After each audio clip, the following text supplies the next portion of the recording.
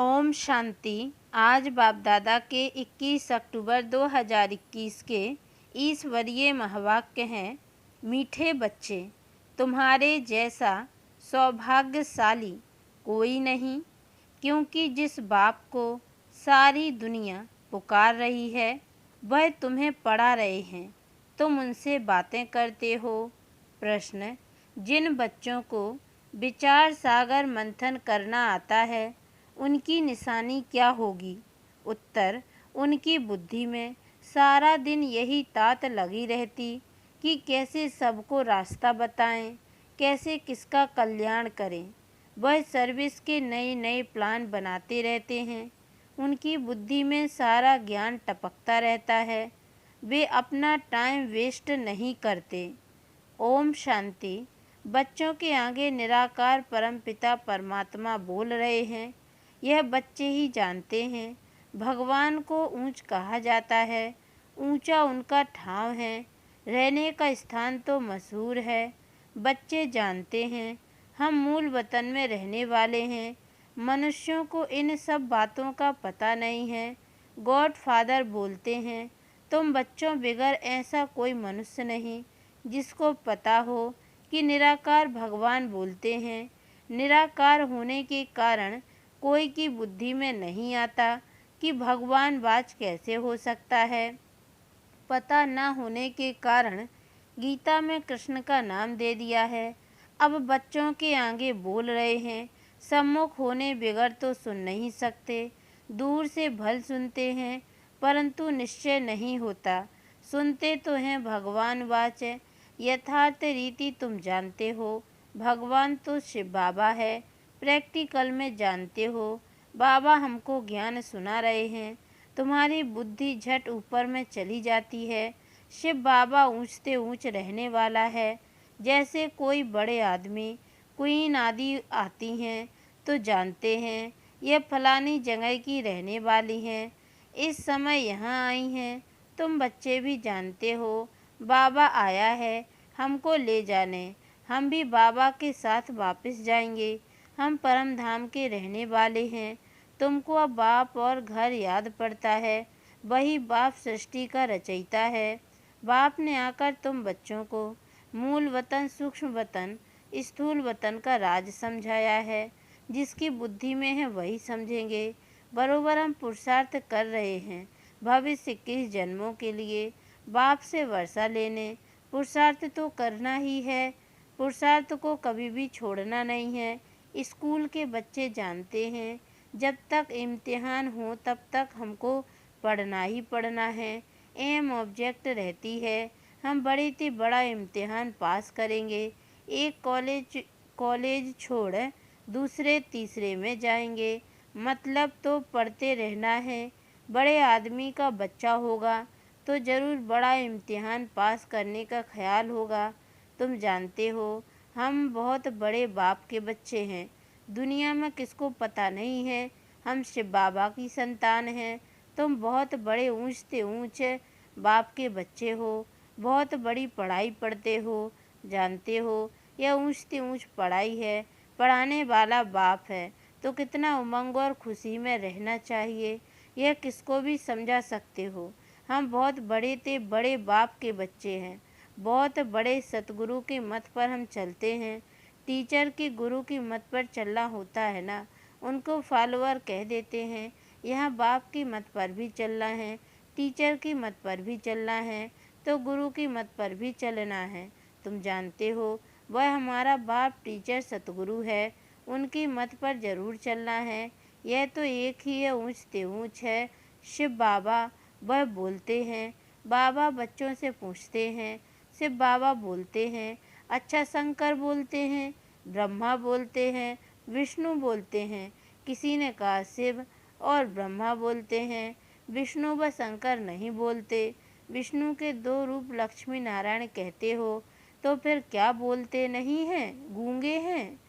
नहीं, ज्ञान नहीं बोलते। हम ज्ञान की बात ही नहीं करते, बोलने की बात पूछता हूँ। विष्णु लक्ष्मी नारायण बोलते हैं, शंकर नहीं बोलते हैं। वह ठीक है, बाकी तीनों क्यों नहीं बोलेंगे? विष्णु के दो रूप लक्ष्मी नारायण हैं तो जरूर बोलेंगे ना। मनुष्य शिव बाबा के लिए समझते होंगे कि वह निराकार कैसे बोलेंगे। तुम बच्चे जानते हो शिव बाबा भी इसमें आकर बोलते हैं। ब्रह्मा को भी बोलना होता है। एडॉप्टेड है ना। सन्यासी लोग भी अपना नाम सन्यास के बाद बदली करते हैं। तुमने भी सन्यास किया है तो तुम्हारा नाम बदलना चाहिए। पहले बाबा ने नाम रखे परंतु देखा कि नाम रखे हुए भी मर पड़ते हैं। आश्चर्यवत सुनंती कथंती भागंती हो जाते हैं। इसलिए कितने नाम रख कितने का रखें। आजकल तो माया भी बहुत तेज है। बुद्धि कहती है जब लक्ष्मी नारायण का राज्य था तो उसको विष्णुपुरी कहा जाता था। यह एम ऑब्जेक्ट बुद्धि में है। विष्णु के दो रूप लक्ष्मी नारायण राज्य करते हैं तो बोलते क्यों नहीं होंगे। बाबा यहाँ की बात नहीं करते हैं। मनुष्य तो कहेंगे निराकार कैसे बोलेंगे। उनको यह पता ही नहीं है कि निराकार कैसे आते हैं। उनको पतित पावन कहते हैं। वह ज्ञान का सागर भी है, चैतन्य भी है, प्यार का सागर भी है। अब प्यार प्रेरणा से तो होता नहीं है।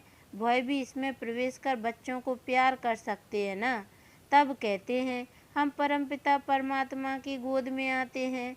बस बाबा तुम्ही से खाऊं तुम्ही से सुनूं। बुद्धि उस तरफ चली जाती है। श्री कृष्ण बुद्धि में नहीं आता है तो बाप बच्चों को बैठ समझाते हैं तुम्हारे जैसा सौभाग्यशाली कोई है नहीं। तुम जानते हो हम कितने ऊंच पाठधारी हैं। यह खेल है ना। इसके पहले तो तुम कुछ नहीं जानते थे। अभी बाप ने प्रवेश किया है तो ड्रामा प्लान अनुसार उन द्वारा सुन रहे हो। बाप कहते हैं मीठे मीठे बच्चों तुम जानते हो बाबा निराकार है। वह हम आत्माओं का बाप है। यह बातें कोई भी शास्त्र आदि में लिखी हुई नहीं है। अभी तुम्हारी बुद्धि विशाल हुई है। स्टूडेंट पढ़ते हैं बुद्धि में सारी हिस्ट्री ज्योग्राफी आ जाती है परंतु यह किसकी बुद्धि में नहीं है। बाबा कहाँ हैं यथार्थ रीति तुम बच्चे ही समझते हो और प्रैक्टिकल में वह खुशी है। बाबा परमधाम से आते हैं हमको पढ़ाते हैं। सारा दिन आपस में यही रूह रेहान होनी चाहिए। सिवाय इस ज्ञान के बाकी सब सत्यानाश करने वाली बातें। शरीर निर्वाह अर्थ तुमको धंधा आदि भी करना है और साथ साथ यह रूहानी सर्विस भी। तुम जानते हो बरोबर यह भारत स्वर्ग था। इन लक्ष्मी नारायण का राज्य था। जो भी देवताओं के चित्र हैं उनका यथार्थ ज्ञान बुद्धि में आ गया है। नंबर 1 लक्ष्मी नारायण का चित्र उठाओ विचार करो। बरोबर ये भारत में राज्य करते थे तो एक ही धर्म था।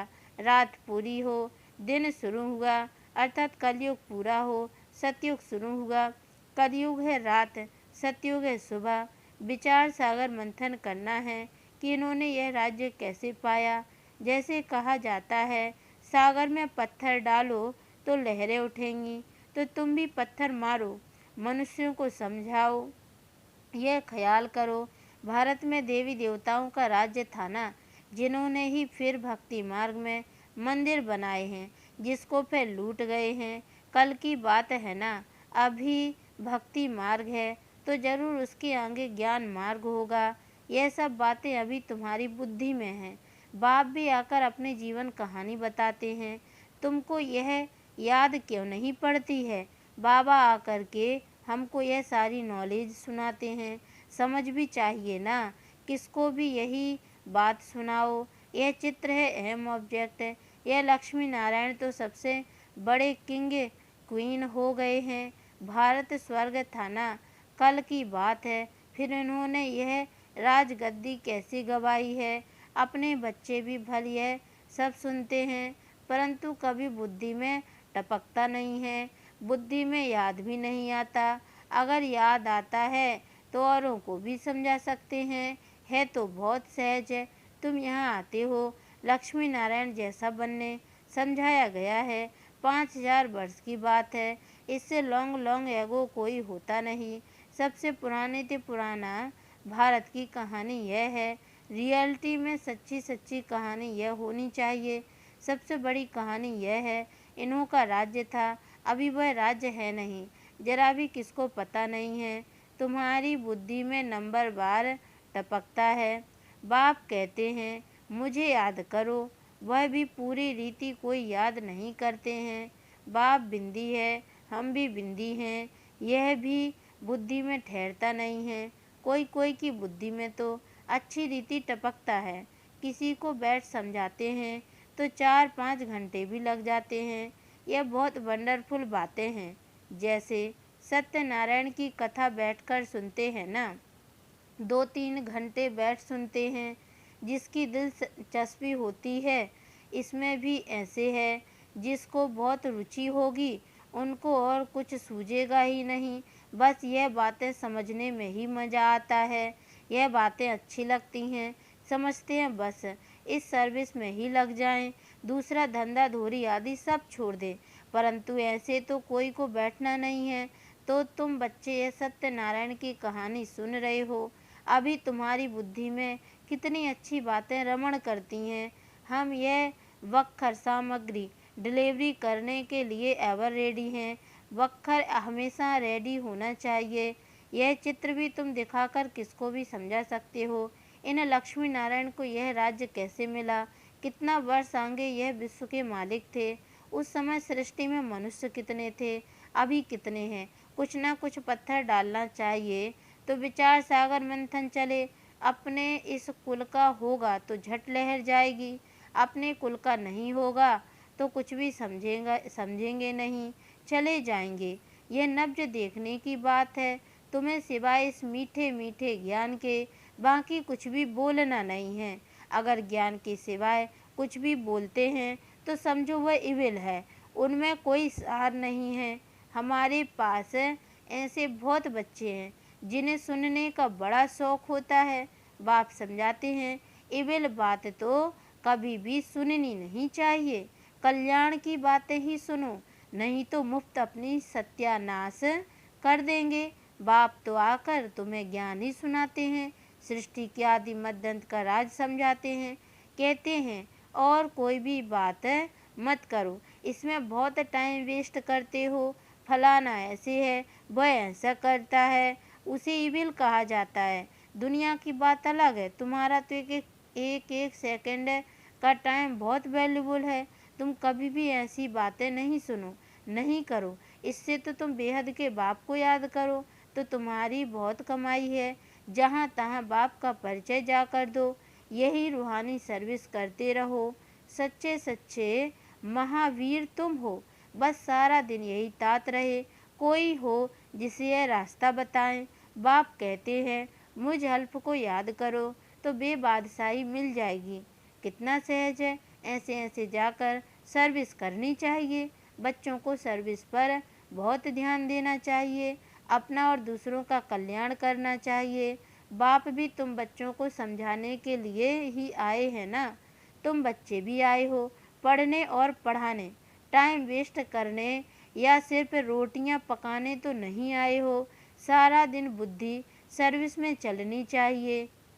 अच्छा, मीठे मीठे सिकी लदे बच्चों प्रति माता पिता बाप दादा का याद प्यार और गुड मॉर्निंग। रूहानी बाप की रूहानी बच्चों को नमस्ते। और हम रूहानी बच्चों की ओर से भी रूहानी माता पिता बाप दादा को याद प्यार और गुड मॉर्निंग बाबा नमस्ते। धारणा के लिए मुख्य सार है, पहली पॉइंट है, जो बातें अपने काम की नहीं है उन्हें सुनने व बोलने में अपना समय वेस्ट नहीं करना है। जितना हो सके पढ़ाई पर पूरा पूरा ध्यान देना है। दूसरी पॉइंट है, सदा खुशी और उमंग में रहना है कि हमें पढ़ाने वाला कौन है। पुरुषार्थ को कभी छोड़ना नहीं है, मुख से ज्ञान रत्न ही निकालने हैं। वरदान, सतो प्रधान स्थिति में स्थित रहे, सदा सुख शांति की अनुभूति करने वाले, डबल अहिंसक भव, सदा अपने सतो प्रधान संस्कारों में स्थित रहे, सुख शांति की अनुभूति करना, यह सच्ची अहिंसा है। हिंसा अर्थात जिससे दुख अशांति की प्राप्ति हो। तो चेक करो कि सारे दिन में किसी भी प्रकार की हिंसा तो नहीं करते। यदि कोई शब्द द्वारा किसकी स्थिति को डगमग कर देते हो तो यह भी हिंसा है। नंबर 2, यदि अपने सत्व प्रधान संस्कारों को दबाकर दूसरे संस्कारों को प्रैक्टिकल में लाते हो तो यह भी हिंसा है। इसलिए महीनता में जाकर महान आत्मा की स्मृति से डबल अहिंसक बनो। स्लोगन: सत्य के साथ असत्य मिक्स होते ही खुशी गायब हो जाती है। ओम शांति।